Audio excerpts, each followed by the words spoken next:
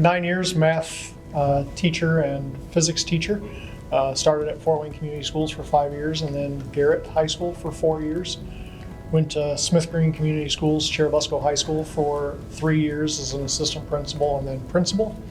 And then up into Middlebury Community Schools, started at Northridge Middle School, 6 years, assistant principal and athletic director. And then my last 5 years in Middlebury was CFO. And then my last 5.5 years prior to coming to Elevatus was CFO and ended up being owner's rep at Homestead High School, Southwest Allen County Schools. And I spent 38 years in education. I started as an art, photography, and computer graphics teacher in Fort Wayne Community Schools, and used to draw pictures all day and play games in the afternoon. I was the head baseball coach for a period of time, and then got into administration when tapped on the shoulder to do so. I never saw myself doing it, and went to Carroll for 9 years as an assistant principal, 2 years at DeKalb as a principal, and then 8 years at Homestead as the principal, and then 3 years in the superintendent seat at Southwest Allen County Schools, so a total of 38 years. Especially once I moved into central office as CFO, always looking, planning, 5-10 year plans, trying to get out as far as we possibly could. For my particular role, to make sure that we could finance upcoming projects. And then the last 3 years working with high school administration team, and then our architects and construction manager on the Homestead High School project. So that gave me a good insight into really what I do here on a daily basis. As a high school assistant principal, I was fortunate enough to be asked to lead, from a school perspective, the Carroll High School job. And that gave me a lot of experiences. The superintendent tapped me on the shoulder, and that was a big deal at the time. $56 million in 2010 was a lot of money. And so that was a great experience. Then went to DeKalb, where we did some smaller things, $2 million here, $3 million there. And that also opened my eyes to some things. And like Mark, I was involved with the Homestead job, at least from a programming and ideation stage, helping to understand what the school needed, what we wanted to do with the high school. And that's kind of always been my thing. I think my background in art was something that the previous superintendent thought might come in handy for all of our planning with architecture, and that's kind of how I fell into it. I think it gives you a good snapshot of where you're at currently, and then helps you strategically plan for the future. Make data-driven decisions, figure out how you can obtain the financing. It gives you a kind of a starting point as far as a budgetary measure. And then you can kind of work it to see if you can finance appropriately.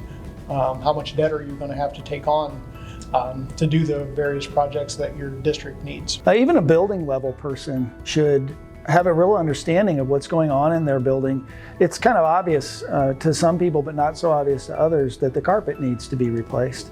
But the other things that are bigger, whether it's MEP kinds of things, new programming that the school would like to add but can't sufficiently house in the current structure, all those things require lots of different eyes and voices at the table.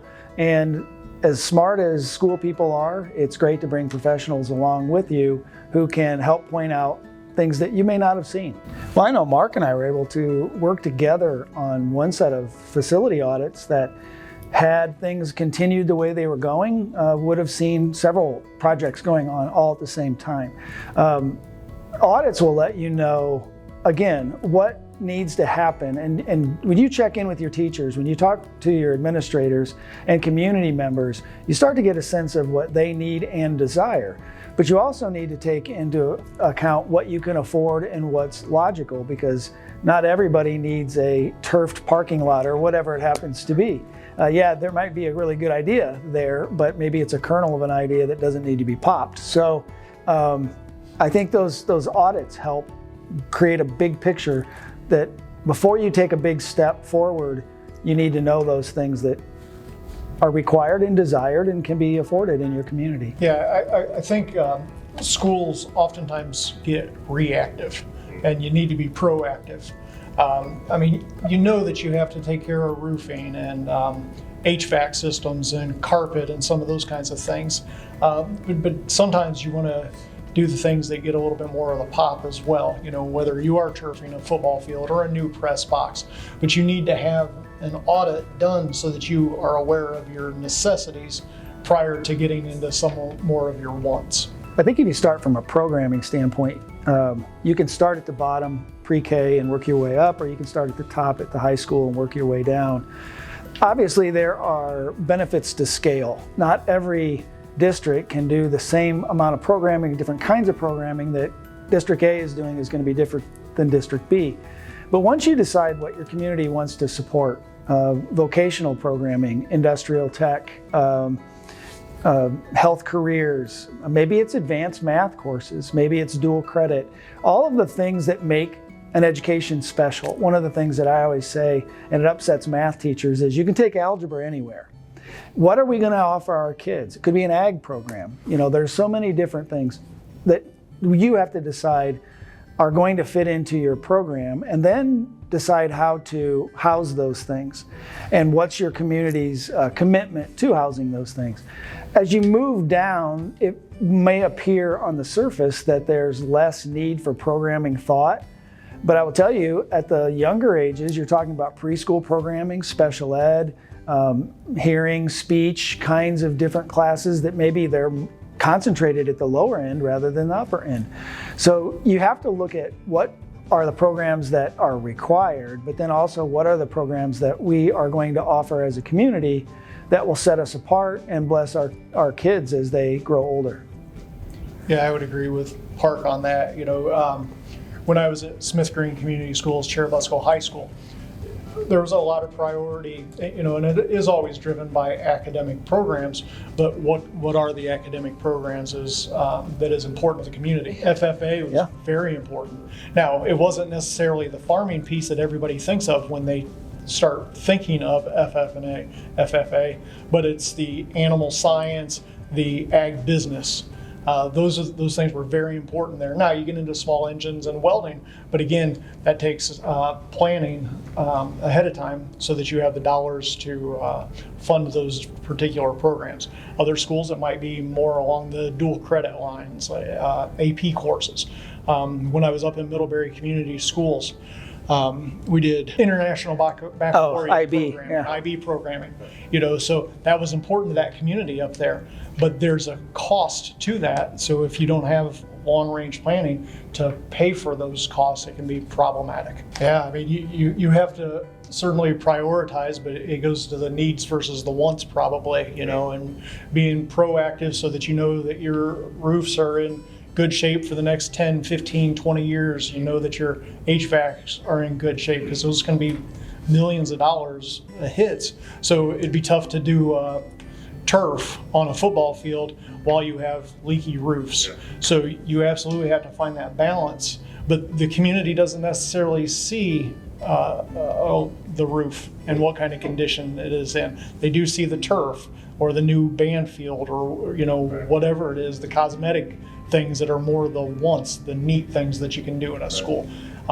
It really needs to be a combination of both, but you have to be dry and climate controlled first. So prioritizing for sure. I think you have to include your school board.